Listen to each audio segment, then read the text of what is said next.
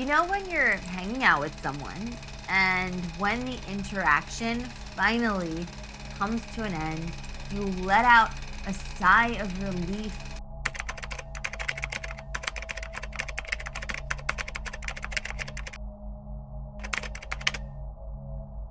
There's something out there more dangerous than manipulation, more harmful than lies, and far more difficult to detect than open cruelty. It wears no mask of rage. It doesn't raise its voice or slam the door. In fact, it often looks calm, charming, thoughtful even. And yet it's the clearest signal that your soul is not ready for connection, not ready for truth, and not ready for growth. Carl Jung gave this danger a name, but it was known long before him by sages, mystics, and teachers who understood human nature not from books, but from watching the heart. And they all agreed, when you see this in someone, leave. Don't confront. Don't try to explain. Don't hope they'll change. Just walk away. So what is it? Walk away when you see it. This trait is so subtle that most people miss it until it's too late, until their self-worth is shaken, until they're questioning their reality, until the life is slowly drained out of their confidence. It's not anger, it's not arrogance, it's not even selfishness. It's the quiet, consistent habit of making you the villain in their story. They twist your words. They assign motives to your actions that don't belong to you. They accuse you of thoughts you never had. And the most disturbing part? They believe it. This is not an argument. It's not a misunderstanding. It's what Jung called shadow projection. The moment someone takes what they hate, fear, or repress in themselves and pastes it onto you, they aren't seeing you. They're reacting to a version of you they built in their mind. Jung's theory of the shadow explains that every person carries within them the parts of themselves they've rejected, the insecurities, fears, shameful desires, or instincts they've been taught to deny. But these don't vanish. They slip into the unconscious, waiting, boiling beneath the surface. When someone has no self-awareness, no willingness to look inward, those rejected parts don't just sit quietly. They demand to be seen, and since the person refuses to see them in themselves, they start seeing them in you. You'll feel it. You'll start to notice how conversations always twist against you, how everything becomes your fault, how they never ask if something could be misunderstood. They assume the worst. They treat their own assumptions like facts, and if you try to clarify or defend yourself, they accuse you of being manipulative. This is not miscommunication, it's possession, by their own unconscious darkness. And once you become their mirror, no amount of love, patience, or proof will change their mind, because the problem isn't you, it never was.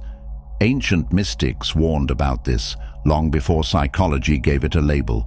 In the Zen tradition there's a saying, "The one who sees a monster in every face is not afraid of the world, but of their own reflection." The danger is not the illusion itself, but the belief in the illusion. When someone weaponizes their shadow against others, they become emotionally unsafe, even if they don't yell, even if they smile while doing it, especially if they do, because the smiling kind are often the most dangerous. They destroy with doubt instead of force. They erode your truth by pulling you into their unreality. And that's the key. You are not obligated to play a role in someone else's hallucination.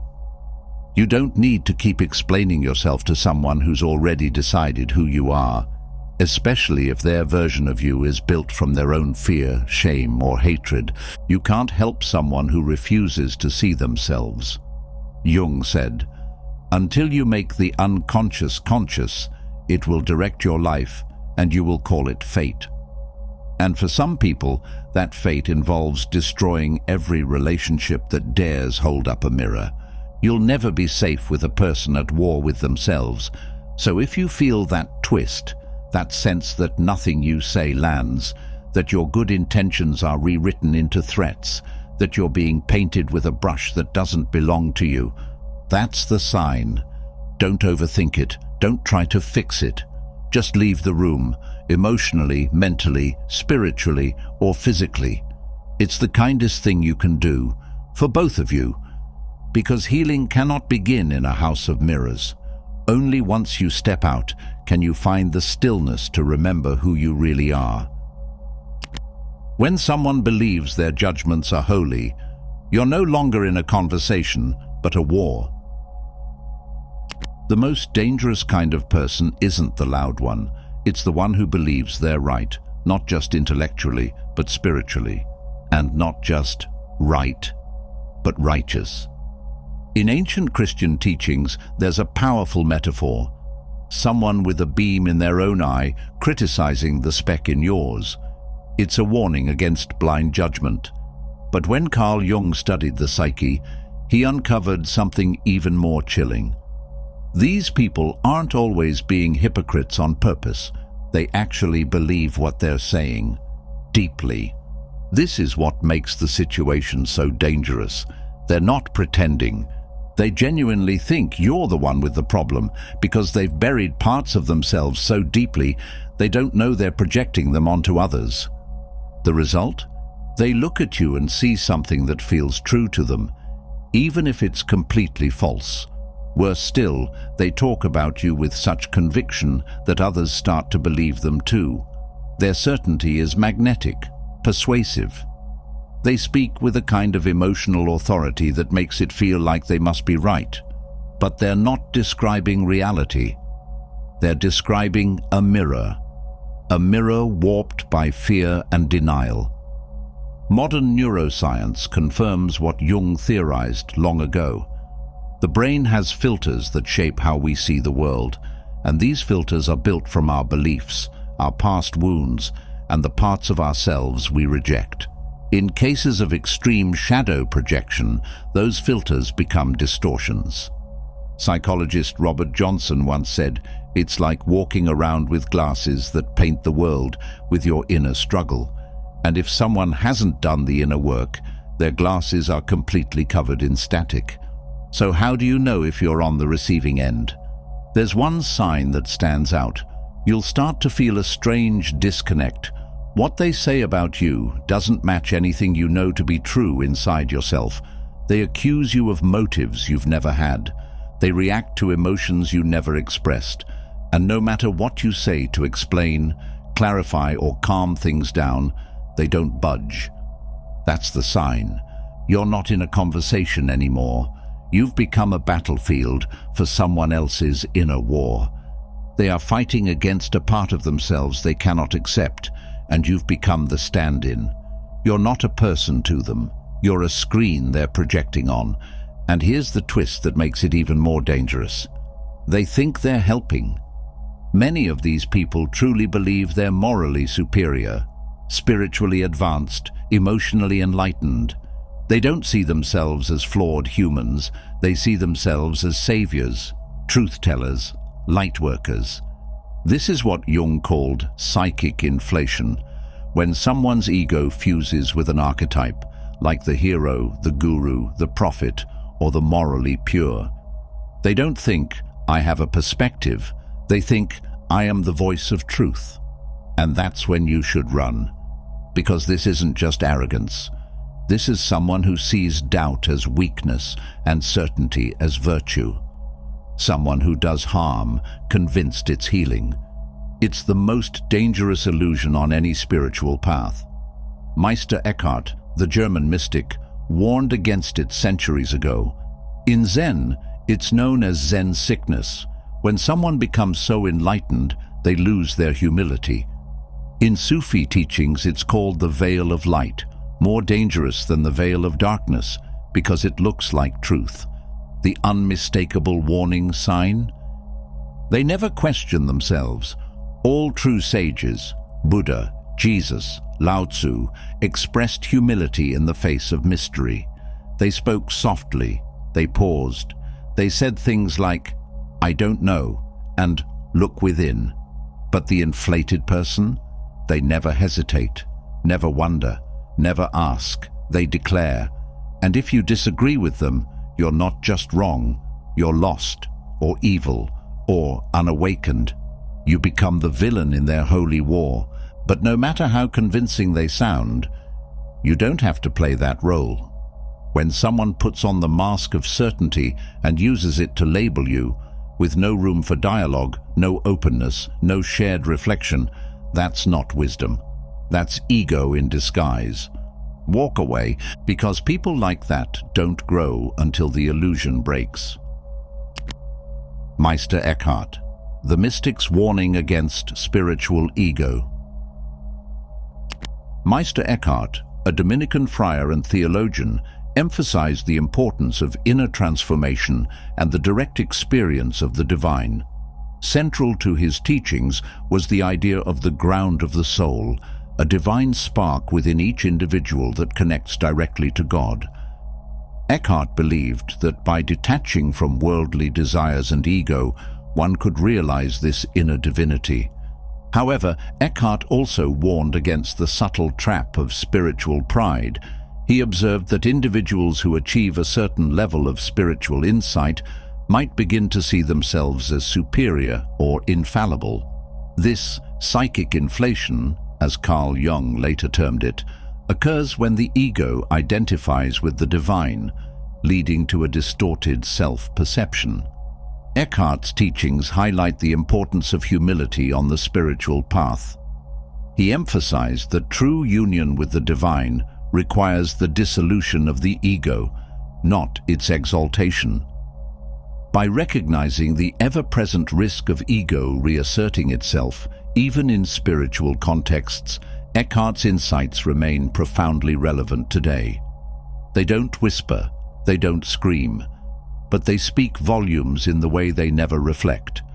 There is something profoundly unsettling about a person who is never wrong, not in their own eyes. They may act humble, wear gentle expressions, even speak of light and healing. But if you pay attention, you'll notice something missing. They never question their motives. They never apologize with true weight behind the words. And the most dangerous part? They believe they're helping. Carl Jung warned us about these people, not out of judgment, but out of deep understanding. He saw that when the ego fuses with an image of goodness, the person becomes blind to their darkness. This blindness doesn't mean the darkness disappears. It simply slips into the unconscious. And once it's buried, it begins to leak into the world in twisted ways, through control, projection, or spiritual superiority disguised as care. The ego loves pretending it's transcended itself. And when someone becomes intoxicated with their image of being the wise one or the healer, they no longer evolve, they perform. Meister Eckhart, the mystic we spoke of earlier, once said, "The more God is in all things, the more he is outside them." In other words, the closer someone feels to truth, the more they should feel awe, not certainty. The real mystic always doubts themselves. They know how easy it is to fall into illusion. But the one who is sure of their spiritual rank, who corrects others and sees themselves as above, that is the one who has fallen under the spell of psychic inflation. When you meet someone like this, you may not notice it at first. In fact, they may seem radiant. People might praise their wisdom. They might quote philosophers, speak calmly, dress simply, or even lead a group. But over time, you'll begin to feel a tightness around them, a kind of weight, as though the air gets thinner when they speak. This is the moment you need to step away. In Sufi traditions, they speak of the veil of light. It's far more dangerous than the veil of darkness, they say, because it looks like truth. It looks like peace, but it blinds. It makes the seeker think they've arrived, when in fact, they've only created a palace inside their own ego. You'll recognize the veil of light when someone uses spiritual words to silence your inner voice, when they confuse power with presence, when their energy feels polished but not real. Jung saw that the most inflated people are not the loudest. Some are soft-spoken, some cry easily, some speak of angels or ancestors, but beneath their surface is a core belief that they alone hold truth, and that others are here to be corrected, not understood. These individuals do not grow. They mirror, they absorb and regurgitate wisdom without integrating it. And worst of all, they believe their version of you more than your actual truth. Being around someone like this begins to drain your clarity. You find yourself doubting what you feel. You start thinking maybe you are too sensitive, too reactive, too dark. This is the danger of shadow projection wrapped in holy robes. This is the slow erosion of your center. Humility will set you apart. In Tibetan Buddhism, teachers are chosen not only for their knowledge, but for their humility. A real teacher always leads you back to yourself. They give you space, they do not define you, they never act as if they are above error. But the person suffering from psychic inflation will always hold the upper hand in their mind. And they will pull others into their orbit, creating what Jung called collective possession, where a group unconsciously supports one person's distorted perception. Walk away. Not to punish them, not because you hate them, but because your soul cannot afford to be seen through a broken mirror. There's an old parable about a man who carried a lamp through a forest at night. He met another traveler and offered to light their path, but the lamp was cracked, and its glow fell only on the man's own footsteps. The traveler walked alongside him but kept tripping. Eventually he realized this light was not made for two. We must be brave enough to leave when the light isn't real, to recognize when we are being led, not toward clarity but into someone else's illusion. And to remember, true wisdom doesn't need to prove itself. It listens, it doubts, it evolves. So the next time someone insists they know who you are, when their certainty feels louder than your truth, trust the quiet voice inside, the one that says, "This isn't your path." And then leave. They don't look insane, they don't foam at the mouth or speak in tongues, but something has taken over, and you feel it, though you can't quite name it. There's a change in their eyes, a sharpness, an intensity that doesn't belong to a person having a conversation, but to something older, deeper, and not fully human. What you're witnessing is not simply arrogance or delusion or obsession. It's possession. Not in the Hollywood sense of demonic heads spinning, but in the much quieter, more frightening reality of the human psyche being overtaken by archetypes, ancient patterns of thought and behavior that live in the collective unconscious. When someone fuses entirely with one of these patterns, they lose the flexibility of being a person. They become a symbol, and that's when they stop being safe to be around. Across the world, shamanic traditions have long understood this danger. Anthropologist Mircea Eliade documented how tribal healers could tell the difference between a person who was channeling spiritual forces versus one who had been taken over by them. In controlled states, the shaman remained aware of themselves. There was presence, boundaries, responsibility. But in possession states, the person lost their center entirely. Their identity was no longer in the room. Christian mystics too spoke of this risk. In their language, it was called discernment of spirits, the ability to sense whether a spiritual energy was healing or harmful. Not everything that feels powerful comes from light.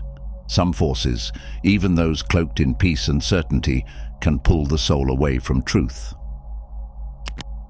They have been taken over. So how do you know when someone has been taken over? You begin to notice a rigidity. Their thoughts loop, their language grows fixed. There's no longer room for play, for contradiction, for genuine curiosity. They speak like an oracle, not a person. They are no longer dancing with life. They are marching in a straight line, possessed by a single story. It might be the story of the savior, I alone can help, or the warrior, everyone is against me, or the victim, no one has suffered like I have, or the judge, I see clearly and everyone else is blind. It doesn't matter which story. What matters is the fusion. The human being disappears beneath the weight of a myth. And this myth, when believed absolutely, becomes a lens through which everything is filtered. There is no more nuance, no more compassion, only role play, and the terrifying conviction that this role is the truth. Robert Moore, a brilliant Jungian analyst, described this moment as a kind of spiritual fracture. You're no longer speaking to a whole person. You're speaking to a fragment, a mask animated by archetypal energy. And that energy is ancient, seductive, and deeply persuasive. You may find yourself nodding along without realizing why. You may feel smaller in their presence, or even less evolved. That's how powerful these forces can be. Modern neuroscience has begun to catch up with what shamans and mystics always knew. Researchers have found that in certain altered states, the brain regions associated with our sense of personal identity grow quiet. Meanwhile, areas linked to mystical or transpersonal experience light up like fire. In a ritual setting, with training and guidance, these states can lead to breakthroughs, healing, transformation, insight. But when they happen spontaneously, without awareness or grounding, they can turn a person into something dangerously inflated. Because here's the most chilling part. When someone is possessed by an archetype, they feel more certain than ever before. All the beautiful ambiguity of being human, our doubts, our questions, our quiet wrestling with truth vanishes. What takes its place is clarity, fire, mission. The possessed person believes they have found the answer, and they speak it with such force that others begin to believe them. History is littered with these figures. Jung himself watched in horror as political and religious leaders, men who began as visionaries, were overtaken by archetypes. They stopped listening, stopped evolving. They became channels for a single voice, and that voice, echoing through culture, caused devastation. You may think this only happens on stages, in churches or revolutions, but it can happen in your life too. You may meet someone in a relationship, a community, a workplace, who begins speaking in absolutes, who sees you not as you are, but as a character in their inner mythology, and suddenly you realize you are not having a conversation. You are standing in front of a storm. Get out. Do not argue. Do not try to bring them back. They are not available for dialogue. Not now. Because until that person can break free from the grip of the archetype, they will not see you. They will only see what the story tells them to see. In ancient Greek myth, there was a hero named Bellerophon who rode the winged horse Pegasus and climbed toward the heavens. But the gods struck him down, not out of cruelty, but because he began to believe he was more than human. He confused his access to the divine with becoming divine, and that is always the final mistake. The line between spiritual strength and spiritual possession is thinner than we think. Real power is humble. It bows before mystery. It questions itself. But the possessed speak only in declarations. If someone no longer has room for doubt, for growth, for contradiction, they are not walking a path. They are the path. And that is the most dangerous illusion of all. Step back, breathe, reconnect with your center. And remember, no matter how radiant they seem, no matter how much they speak of God or justice or healing, if you feel like you're being erased by their certainty, it is not love, it is not truth, it is not safe, it is possession. Holding your ground in the storm. When the storm comes, it rarely announces itself. It doesn't arrive with lightning bolts or thunder. It arrives in the quiet feeling that something is off, that your energy is leaking, that your sense of self, once clear and grounded, is beginning to blur under someone else's intensity. You feel less you and more like a satellite being pulled into someone else's orbit. That's the first sign your psychic integrity is under threat. Carl Jung believed that the psyche isn't just a collection of thoughts and memories. It's a living, breathing ecosystem, a sacred temple. And like any temple, it must be protected, not out of fear, but out of deep respect for the mystery of who you are. So how do you protect something as invisible as your soul? It starts with recognition. You must first know what it feels like to be whole, to be in yourself, grounded, connected to your breath, rooted in your inner landscape. Most people have never been taught this. We're trained to respond to others, to fix them, to absorb their chaos and call it compassion. But true presence begins with a quiet claim: I belong to me. Jung called this process individuation, the lifelong journey of becoming the full expression of your true nature, not someone else's projection. And that journey requires boundaries, not just physical ones, but energetic, emotional, and spiritual. When someone storms into your world carrying the force of an archetype, whether it's the savior, the prophet, the wounded healer, or the righteous victim, they often don't see your boundaries, not because they're evil, but because they are no longer fully present. They are possessed by the role they believe they must play. And so, to protect your psychic integrity, you must see what they cannot. You must learn the quiet art of staying with yourself. This is not easy, especially when the other person speaks with conviction, when their pain seems holy, when their presence is overwhelming and magnetic. But here's the secret. You are allowed to hold your ground without needing to convince them of anything. You do not need to argue, prove, or explain. You only need to stay centered.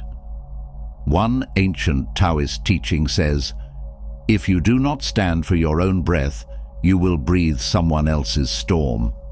Psychic integrity means choosing your breath, your truth, your stillness.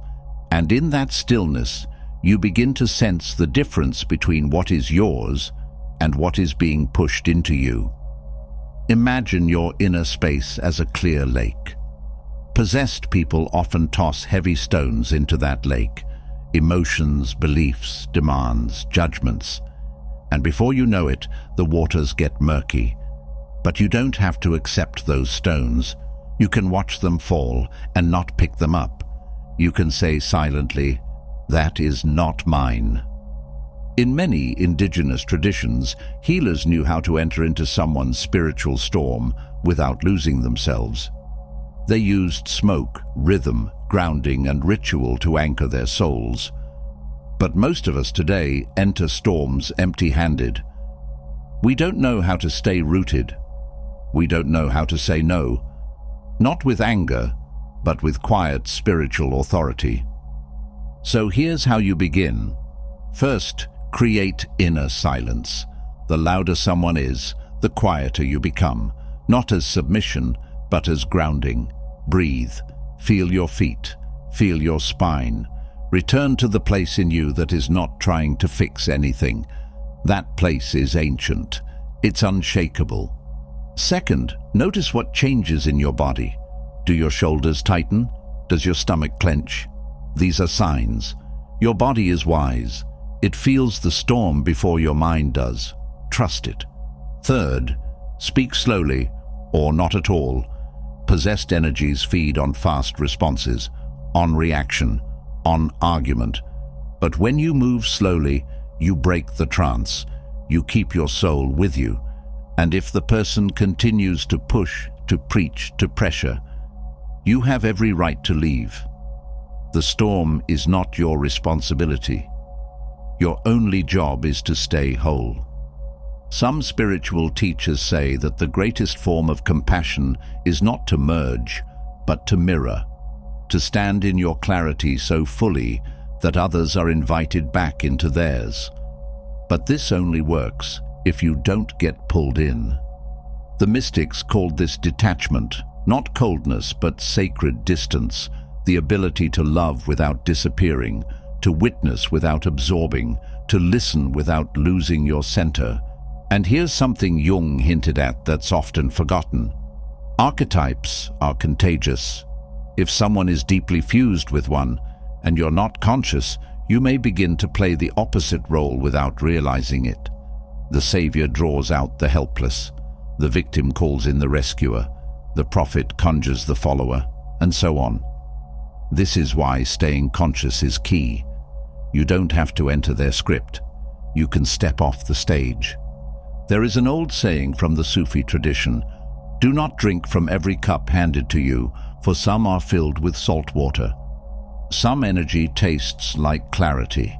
Some drains you without a word. Learning the difference is your spiritual responsibility. Holding your ground in the storm is not about dominance. It's about staying close to your center, no matter how loud the wind gets.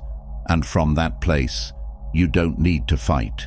You don't even need to speak. Your presence becomes your protection. Jung saw it in dreams, in therapy rooms, in people who glowed with inner fire, and in those who burned others with it. The line between inspiration and possession is razor thin. That's why you must know yourself. The deeper you go into your own mystery, the less likely you are to be shaken by someone else's performance of truth. The more rooted you are in your own story, the less tempted you'll be to act in someone else's drama. And when the storm howls and someone begins to shine with the terrible brightness of archetypal possession, you'll know what to do. You'll stay, but you won't move. You'll see, but you won't collapse. You'll love, but you won't vanish. Because you'll have become the thing no storm can take, a soul who remembers itself. Shadows of love. After the possession ends, if it ends, it does not leave quietly. Carl Jung warned that when someone becomes overtaken by an archetype, it's not just a phase.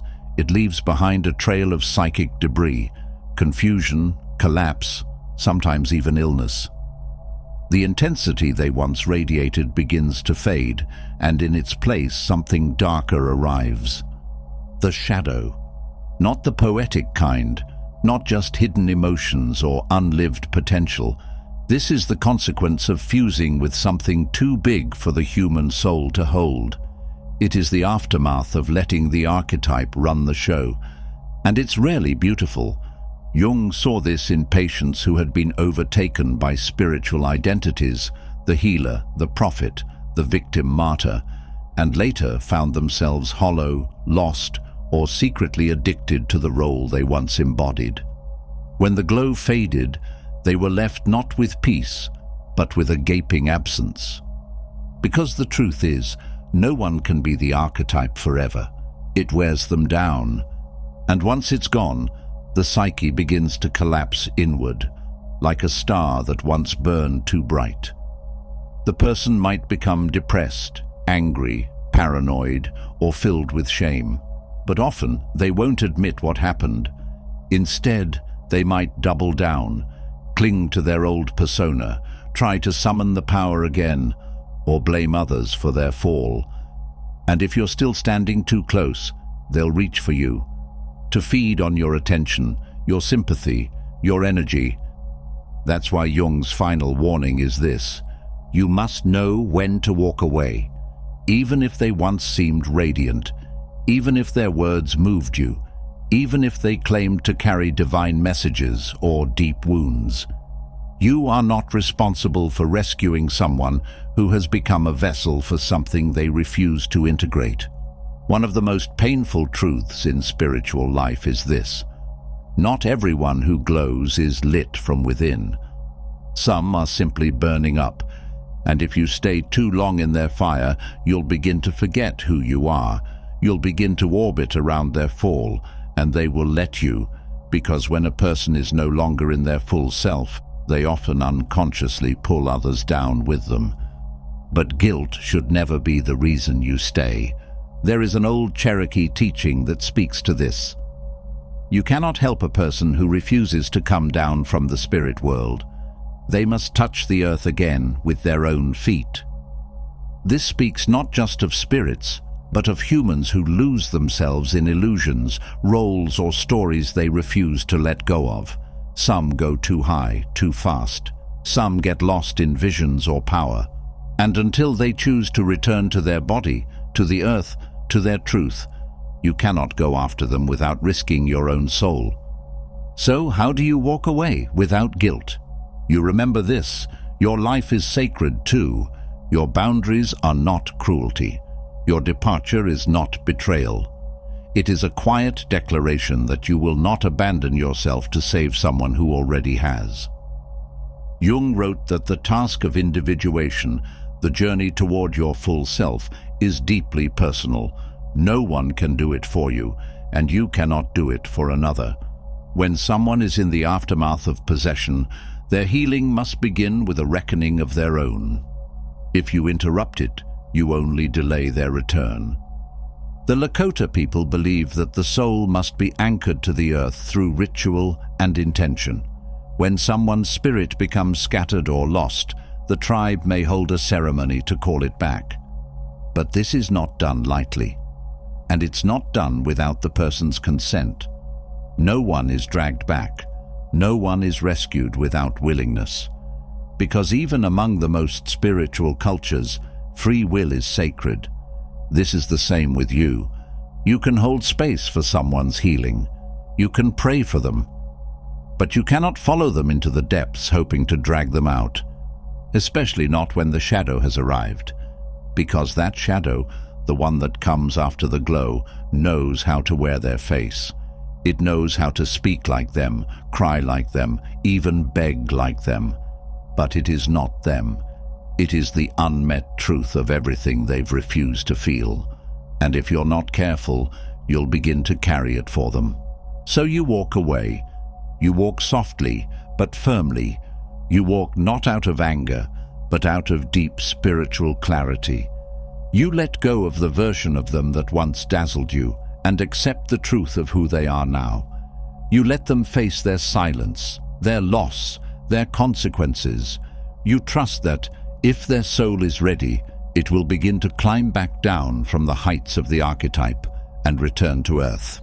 And if it does, it must do so on its own 2 feet. In the end, this is what Jung meant when he said, "You meet your destiny on the road you take to avoid it." Trying to save someone from the storm of their own making may seem noble, but often it is a way to avoid facing your own need for safety, clarity, and truth. So the next time you feel yourself pulled towards someone glowing too brightly, speaking too certainly, or collapsing into something archetypal, remember this: not all light is healing, not all love is safe, and not all who seem spiritual have done the work of soul. Your duty is to yourself first, because only from a place of wholeness can you ever truly love another. And sometimes true love sounds like silence, like a door quietly closing, like footsteps walking away from a storm that is not yours to stand in. Protect your flame, always. There's one thing Carl Jung never sugarcoated: what you do not walk away from will find a way to consume you. By the time the archetype has burned through someone, leaving only fragments of a person behind, it often tries to leap to the nearest soul. This is no metaphor. It's what Jung saw again and again. Possession isn't always a one-time event. Sometimes it looks for a new host, and that's where you come in. If you're sensitive, compassionate, tuned in, it sees you. The archetype that consumed them wants shelter. It wants warmth. It wants another home. So it flatters you. It weeps in your arms.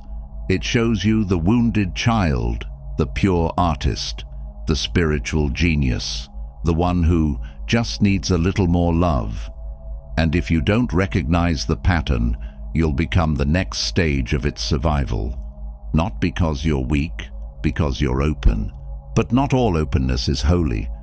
There's a reason ancient traditions, from the Celts to the Zuni to the Egyptians, spoke of psychic hygiene the way we speak of locking our doors at night. They didn't mean superstition, they meant spiritual protection. They meant knowing when a soul is no longer safe to touch. Because the archetype that claimed them will try to reach you through guilt, through beauty, through pain. It will say you're the only one who can help, that you've abandoned them, that you are being tested. But that is not your voice you're hearing. That is the voice of the thing they fused with, and it will wear their face as long as you keep feeding it.